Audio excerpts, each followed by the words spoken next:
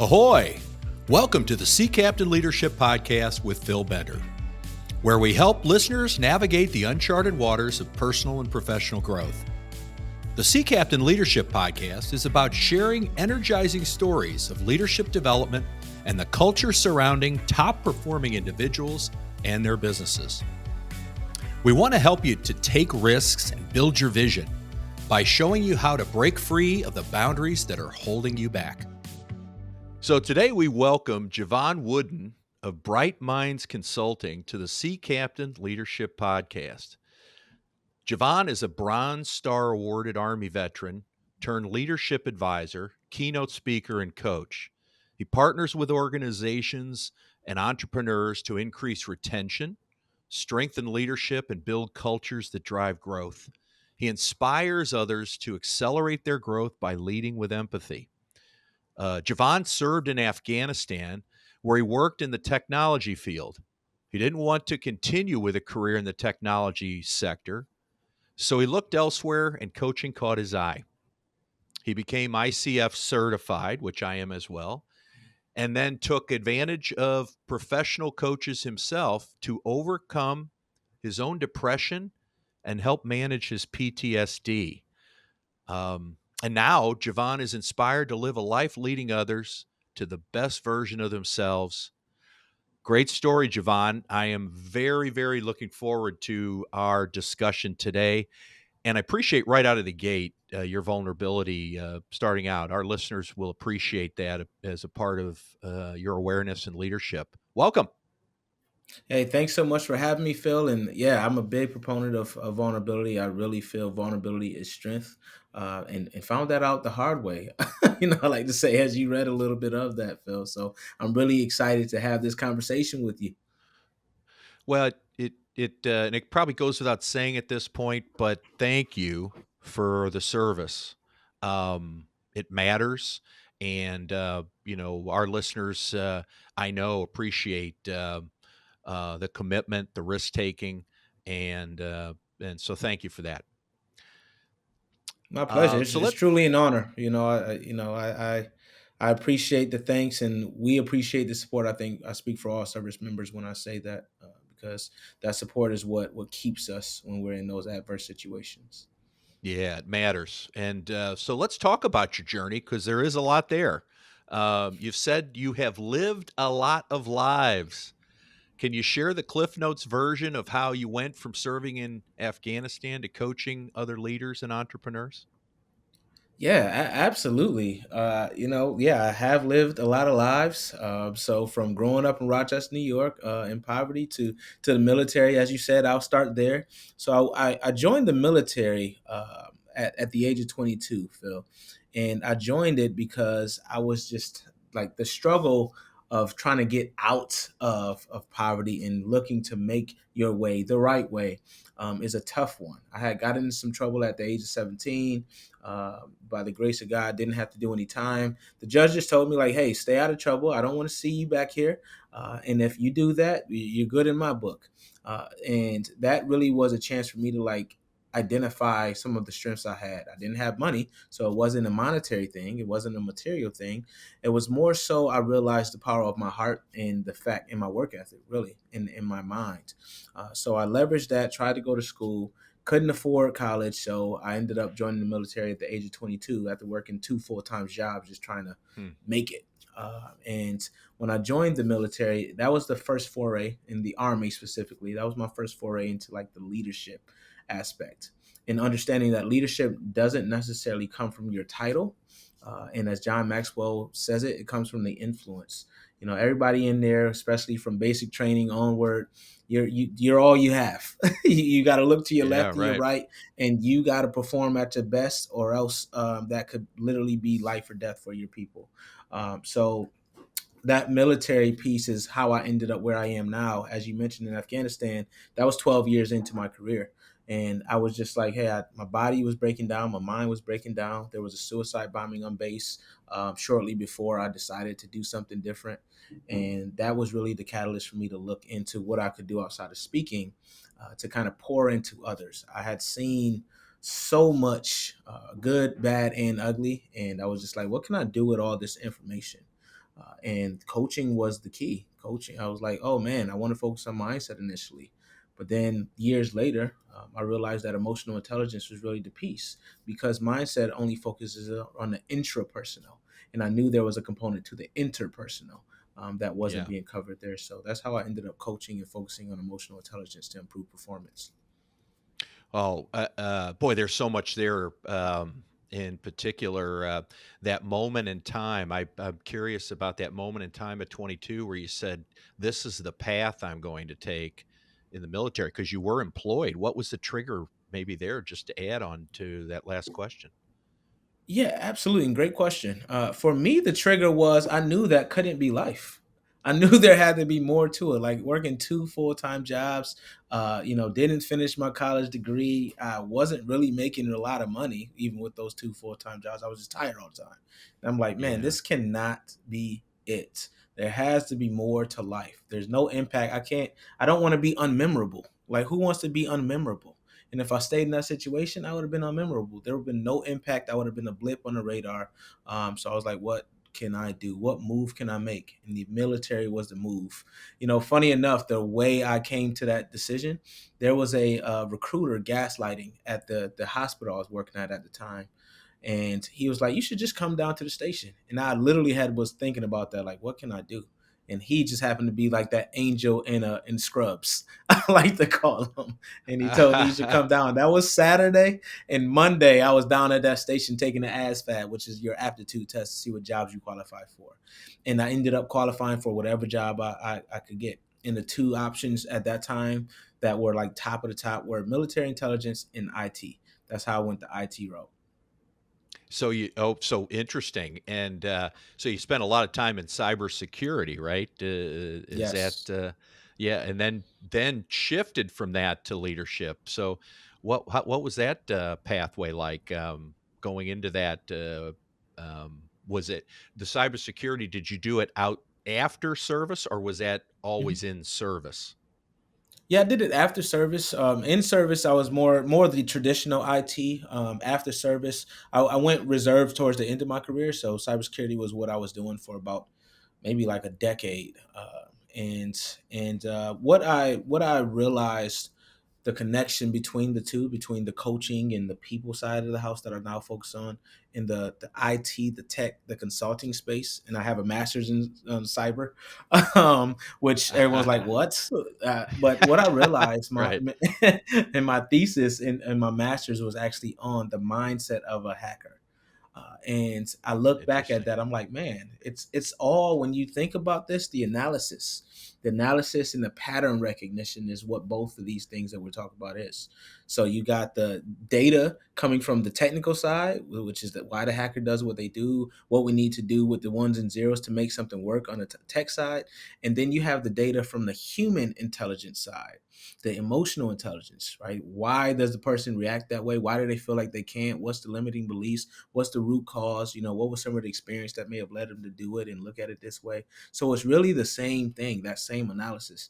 It's not looking at what's working and what's flowing. It's looking at where are the gaps? What are we not seeing here? And that's how I married the two careers together.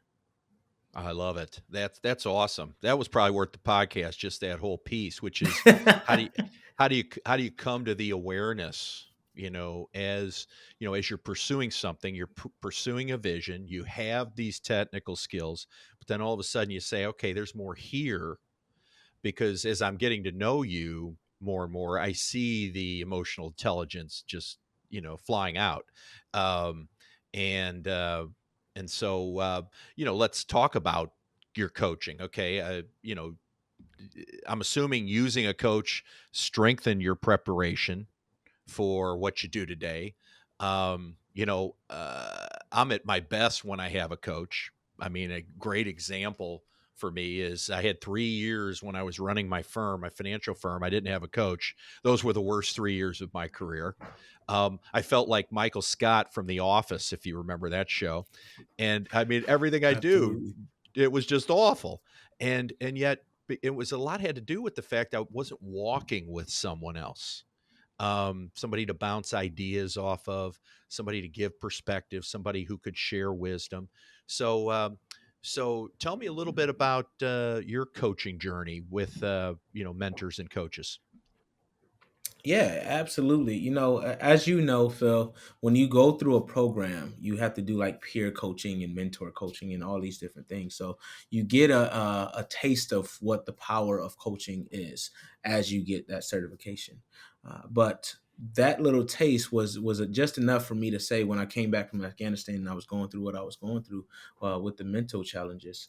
It was just another taste to say, okay, therapy is going to get me from the past, that PTSD piece, to the present, so I can understand Yeah. that I'm here, I'm not there anymore. And then the coaching is going to get me from the present to where I'm looking to go, and that's why I got that coach. And my relationship with that coach really was, I was looking to start my business at that time as well. I actually started it in Afghanistan, then had to pause. And with the coach, that was initially what I was going to work with business coaching. Like, hey, how do I get back? How do I start this thing back up? Because I'll tell everyone out there, an MBA will not prepare you for running, being an entrepreneur. It just does not. And so this business coach, like you said, was walking with me, but I realized that I was really getting coached more on the personal stuff than the business stuff, because the personal stuff will block you, and you won't Yeah. be allowed to really focus on the business stuff. So that was my relationship with that coach, was just like, hey, you know what, I know I'm doing the therapy, but there's still some blockers. I still got to find the root cause of all this stuff. And the therapist goes at it one way, a coach is going to ask you a completely different set of questions. And a coach doesn't automatically look to diagnose, whereas a therapist does. So a coach is going to help you find and discover. And that's why I think that coaching is one of the most beautiful skills and one of the most beautiful people you can have in your corner. Yeah. Isn't it funny how, we go through our lives when we're young, we're playing sports, we have coaches, we have teachers along the way, high school, and then we go through a period of our lives where we feel like coaching is a weakness, or there, when it comes to operating in your life. And yet Olympic athletes hire coaches to shave 100th of a second off their time, right? To keep them from a bronze medal, to get them to a bronze medal versus getting them in obscurity, right? So Absolutely. why wouldn't performers want to have a coach? It just it was so obvious to me at 35 when I made that decision. Was it pretty obvious for you?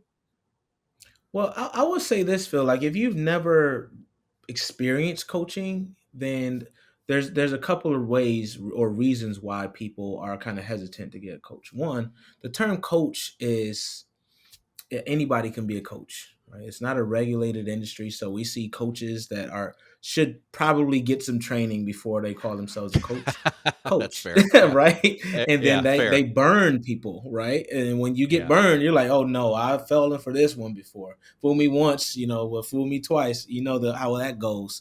And then the other component is, I think there's an education gap on what coaching can do for you. So a lot of people, in coaching was one of those things that was a benefit for executives and senior leaders, but the younger leaders didn't really experience that. So there's still an education gap, because that's who's coming up now. If you didn't experience it early in your career, you don't really know what it is later in your career, or in the middle of your career. And so we need to educate as coaches to say, hey, here's some of the benefits. And hey, we're not here to come and tell you everything you need to do. We're here to help you discover what the next best action is, or discover what the block is. And once people see that, then we got to say, they're going to ask you, what's the benefit of that? Like, I can just go to a consultant and they can tell me. You say, well, if they tell you and it doesn't align with your values, then are you going to do it anyway? That's what we That's see, right. right? Or if they can Yeah. give you the strategy, but are you going to implement? And that's the question I always ask people when they ask me that. I'm like, yeah, I can tell you everything to a blue in the face, but if it doesn't align with you, or you don't believe in it, you're not going to do it. And then you're going to say, hey, that dang on Jevon, he was a horrible consultant. But as a coach, the onus is on the coachee. And I think that a lot of people may be fearful of that, because they're like, oh shoot, I don't have a scapegoat. Who can I blame if I don't do this Ah, thing? Right? That's right. I still got to own it at the end. If when you're in a coaching relationship, and you said it very well, I could tell you've been through the ICF, because it was very clear to me, and I learned it there. Um, I didn't get my certification in coaching till I was in my 50s, and I did it because I didn't want to just be instinctively good at coaching. I wanted to be technically good. Okay. Mm. And one of those elements that I remember so vividly was the difference between therapy, coaching, and consulting. And you just illustrated that perfectly, right? And the thing with coaching, I always notice, I always use this metaphor, is the room is big. That's like your vision, but the doorway is small. But you got to go through the doorway to get to the big room. And Yes. so when I'm talking to people, a lot of the blockers are is how do they get through that doorway? The risk taking. They know in their heart, they know deep down what the answer is. Will they face it? That's always a key element, right? Mm. Because that's a key, I think, for coaching.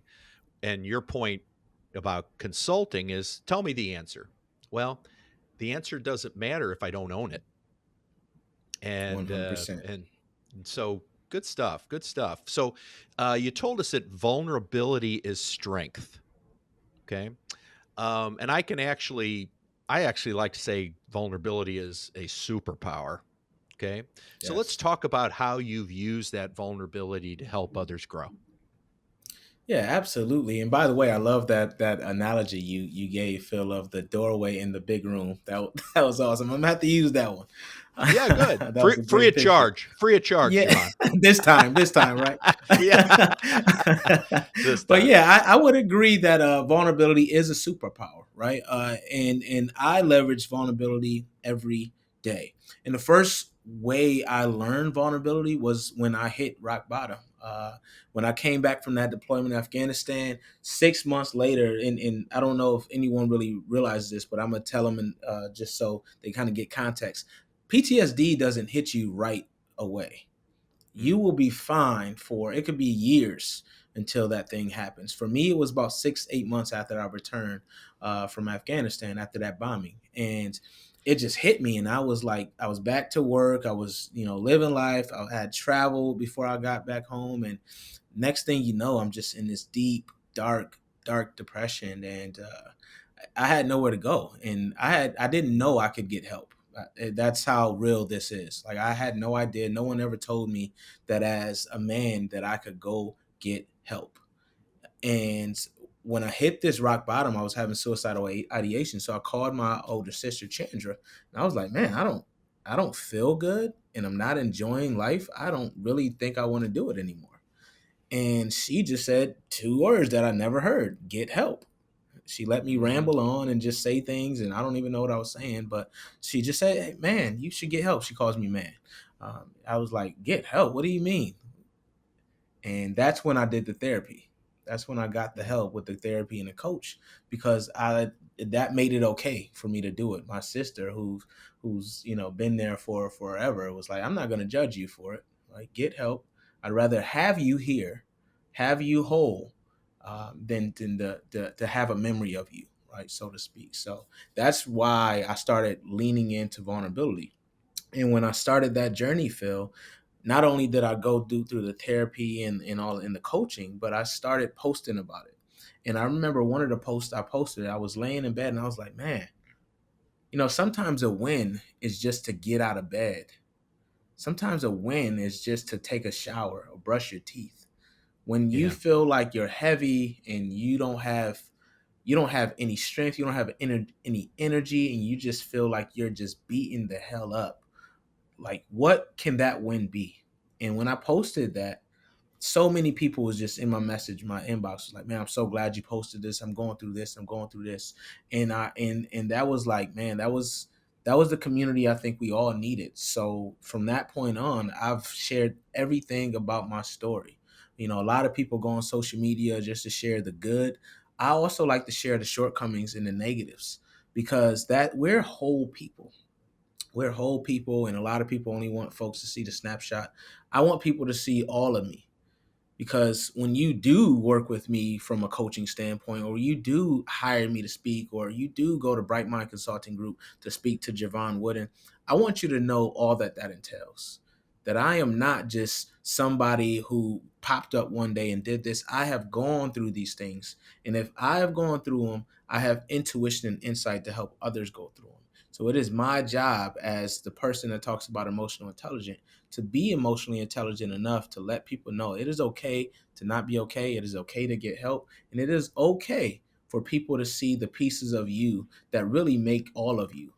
Right. And that's the parts that sometimes some of us like to hide. But I want people to just tell their full story. And that's really how I see it, as vulnerability is strength. Oh man, what a powerful statement to your awareness and in your journey. Um, I always use the example that if life is not like living in San Diego, where every day it's the same temperature, okay, and it's Yeah. beautiful every single day, right? That's not life, okay? Right. Life's like living in Houston where you live, which is sometimes it's really flipping hot, right? And other days it's glorious, but it's real. It's like if I'm running, the wind just doesn't part for me. It blows in my face. The hills are there, right? So everything you shared about that, and again, appreciate the openness of you, and really, really special. You're helping a lot of people. I know. Um, Thank you. and so, I like to say that mistakes are growth in disguise. Okay, in other words, taking risks. Um, we sometimes we're so fearful of the outcome that we stand still. I always say if you wait for every light to turn green on a busy street, you're going to be in the same place. Um, Mm. so you said in the military they use the term self-correcting action. So many of us are afraid of mistakes, but as you know, it's really proof that you're taking actions and steps to lead to growth. Talk about some of these self-correcting actions and how it encouraged your growth. Yeah, absolutely, Phil. And you are the analogy king. I'm just going to say that, man. You you have some great analogies. I love it. I'm crowning you right now. So, It's how yeah, I but see the self world. Yeah. yeah, I love it. I love it, man. I'm enjoying this. But self-correcting action in the military, we say that when you do something, and as soon as you do it, you get a feedback, right? The feedback to say, I'm never going to do that again. So one of those things could be like if you discharge your weapon when you're not supposed to at a firing range, right? You're going to get ate up, right? You're gonna get penalized, and that's a self-correcting action. Or you do something and you get hurt, right? You ever even at home, you ever walk and you stub your toe and you're like, okay, I'm gonna not text and walk in my house ever again because that hurts, Yeah, there right? you That's a go. self-correcting action, right? So, but in business, in business, we have these self-correcting actions. So for me, I had a few early on, and one of those was just moving too fast. I started investing in programs that really weren't good at all. Really, people who were just teaching things that was like so fundamentally, old or outdated or just didn't plain work. And I kept doing it. And I was like, man, why am I not learning not to do this? And I realized that my self-correcting action was impulse. I was acting so I quickly see. because I believed in this thing Sure. so much, and the impulse kept telling me, stop being impulsive, stop being impulsive. That's why none of this is working. But I wasn't listening. And then when I finally listened, that's when my business started to work. And a lot of us, we need to pay attention. For the listeners out there, pay attention to your self-correcting actions, because sometimes we stub our toe and we just keep doing it. We keep doing it because we're not paying attention to that lesson. So what another benefit of a coach is having that accountability. That person that's going to ask you, like, why do you keep doing this and it's not working for you? What other way can you take? So we're talking about the beauty of coaching. That's one of the things, and that's one of the things that a coach helped me with, is like, you're doing this in different ways, right? It may not be with the same person, maybe a different program. You may be trying to do something different, but it's the same thing manifesting in different ways. And I'm like, You are absolutely right. It is. So I had to learn to just pause and not just make those decisions in a vacuum. Now my number one coach is my wife, so I got to run it by her to say, "Hey, babe, I know I'm the business guy, business mind, whatever, but what do you think about this?" Because I need that at outside perspective and outside standpoint because I am such a passionate person. I am such a driven individual, and I believe so much that things are just going to work out that sometimes I can get myself in a little bit of trouble. It's a great. You and I are wired so similarly. We would ideate all day if we were together. But I told my wife recently, if we weren't together, I'd either be a billionaire or I'd be broke. I don't know which one. Right. Right. because because Absolutely. she is the check and balance, okay? And in a relationship, when you have a spouse like that, it's a good thing most of the Yes. time. Yes. But Yes, it so is. one of your one of your keynote talks is on the empathy advantage and how emotionally intelligent leaders ignite engagement and results. Can you talk about how empathy is factored into your leadership path? Yeah, empathetic leadership is really like that's the hill I stand on. And the reason why I love empathetic leadership is one, empathy gets a bad rap. Empathy, people for whatever reason, they think that it means I'm going to get ran over. I got to be soft. I got Yeah. to be all coddling with folks, and all these things that are actually the opposite of empathy. So when I talk about the empathy advantage, I let the audience know that empathy one is about accountability, and it's about telling people the truth, being transparent, but respecting their journey and respecting their perspectives enough to not just talk at people, but have dialogue, asking those questions so you get enough information and insight, so you understand where they're coming from and why they may see things in a certain way. And also empathy to yourself enough to say, like, hey, you know what? Am I in the right space and state of mind to make this decision? Do I need help? Should I be doing this on my own? That self-awareness that comes from self-empathy, and a lot of people say self-compassion. You need empathy Yeah. before you can go to the compassion, to me, because if I'm not empathetic, I don't understand. I haven't taken enough time to learn and really understand the inner workings of a person's feelings and their values and their beliefs and their perspectives and their standpoints and their experiences. And that goes for ourselves and others. I talked earlier about the intrapersonal and interpersonal, the relationship with self and the relationship with others. To me, empathy is the first place that all of that comes together. And that's why I believe that empathy is such an advantage, for our own good and for others' good. Yeah, it's the root of trust. As you're saying all this, I think about, when you talk to somebody and they tease you, okay, about something, and if when you first meet them, you want to you throwing your fist up, right? If they give you trouble, but once the trust is there, they know they walk with you. Okay. Mhm. Then you can say anything you want. They'll just laugh about it, right?